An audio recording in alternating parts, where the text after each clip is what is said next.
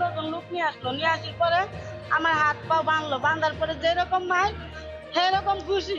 সিনেমার মতো বাস্তব জীবনেও হলেন খলনায়ক। ডিপজলের একজন নারী ভক্ত তার অভিযোগে বলছি ঢাকাই সিনেমার খলনায়ক ডিপজলের কথা। চলচ্চিত্র খলনায়ক ডিপজলের বিরুদ্ধে অ্যাসিড নিক্ষেপ ও মাবদর এর মামলা করেছেন ডিপজলের নারী এক ভক্ত গার্মেন্টস কর্মী। তিনি গাবতলী গরুর হাটে ডিপজল এসেছে জেনে তার সাথে দেখা করতে চাইলে ডিপজল ক্ষুব্ধ হয়ে তার সহকারী ফয়সালকে দিয়ে ওই নারীকে মারধর করে এবং তার শরীরে অ্যাসিড নিক্ষেপ করে, আহত করে। পরে তাকে আহত অবস্থায় ওই নারীকে ঢাকা মেডিকেল কলেজ হাসপাতালে ভর্তি করা হয়। ওই নারীর শরীরের একাধিক স্থানে গুরুতর ক্ষত হয়। তবে এই ঘটনার পর মামলা করতে গেলে পুলিশ মামলা নেয়নি বলে অভিযোগ রয়েছে। শেষমেশ আদালতে দ্বারস্থ হয়ে মামলা করেন ওই ভুক্তভোগী নারী। তাছাড়াও ভুক্তভোগী ওই নারী নিজের মুখে বলেন, ১০-১৫ জন লোক নিয়ে আসলো, নিয়ে আসার পরে আমার হাত পা বাঁধলো, বাঁধার পরে যেরকম মার সেরকম খুশি। প্রথমে তাকে ১০ থেকে ১৫ জন নিয়ে এসে হাত পা বেঁধে মারধর করে ও অ্যাসিড নিক্ষেপ করা হয়। আদালত মামলাটি গ্রহণ করে দায়িত্ব দিয়েছেন সিআইডিকে।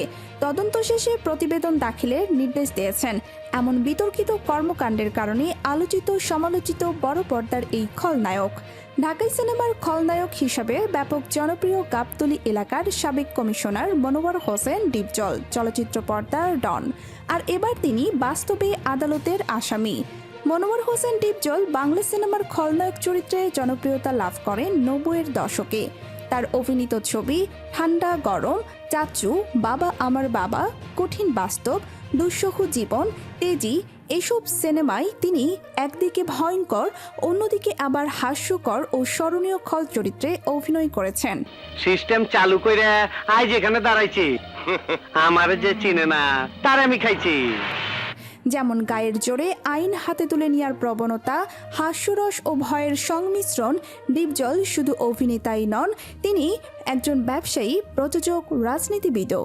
তিনি সময়ের সাথে প্রযোজনা সংস্থা খুলে বহু সিনেমা নিজেই প্রযোজনা করেছেন।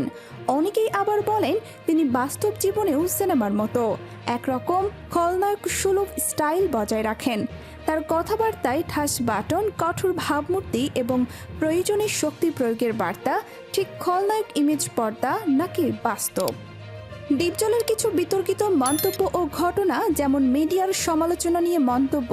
একবার একটি সাক্ষাৎকারে ডিপজল বলেছিলেন, এই মিডিয়ায় বেশি ভালো মানুষ থাকা উচিত না, বেশি ভালো হলে চলবে না। এই বক্তব্যে অনেকেই ক্ষুব্ধ হন। তার বক্তব্যকে মিডিয়ার প্রতি হুমকি স্বরূপ মনে করেছিলেন কেউ কেউ।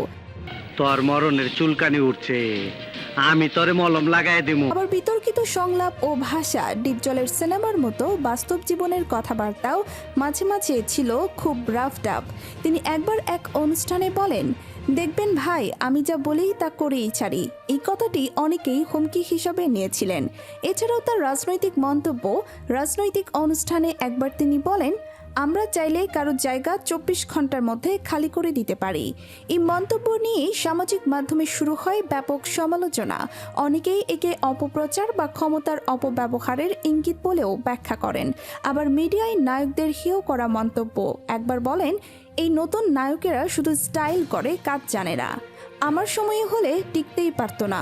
এই বক্তব্য নতুন প্রজন্মের অনেক অভিনেতার বিরুদ্ধে বিদ্বেষপূর্ণ বলে মনে করা হয়েছিল।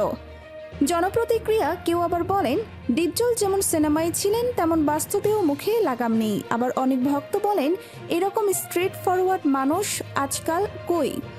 তবে আর যাই হোক, অ্যাসিড নিক্ষেপে প্রাণহানি হলে মৃত্যুদণ্ড বা যাবজ্জীবন কারাদণ্ড এবং ১০ লাখ টাকা পর্যন্ত জরিমানা হতে পারে। আজ এ পর্যন্তই। আবারও দেখা হবে নতুন কোনো প্রতিবেদনে। সে পর্যন্ত সবাই ভালো থাকুন, আমাদের সাথে থাকুন। আর আমাদের আপডেট সব ভিডিও পেতে আমাদের চ্যানেলটি সাবস্ক্রাইব করে বেল বাটনটি ক্লিক করে রাখুন।